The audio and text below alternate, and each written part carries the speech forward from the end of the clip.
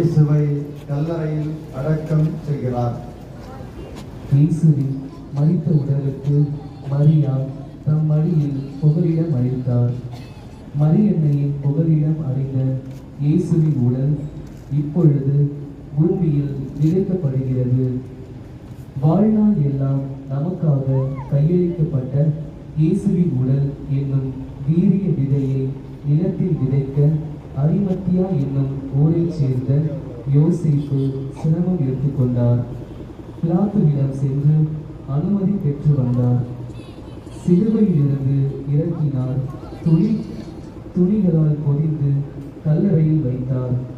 கோதுமை மணி மண்ணில் விழுந்து மலிந்தால்தான் பலன் தரும் என்று கூறிய இயேசு தன்னையே பிறருக்காக அழித்து கொண்டார்.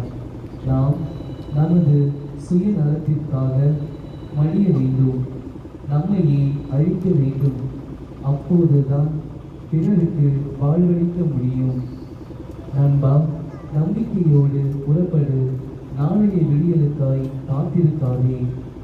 சிந்தனை: உண்மைகள் உறங்கலாம், மறைக்கப்படலாம், ஆனால் நிரந்தரமாக மாண்டுவிடாது.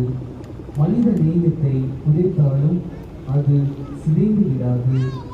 சிந்தித்து செயல்பட மனிதனே, நீ தயாரா?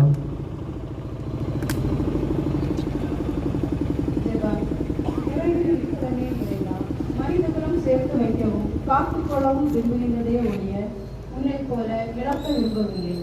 இயேசுவே, உம்மை போன்று தியாக உள்ளத்தை இந்த மாநில மனிதர்களுக்கு தாரும். ஆமென்.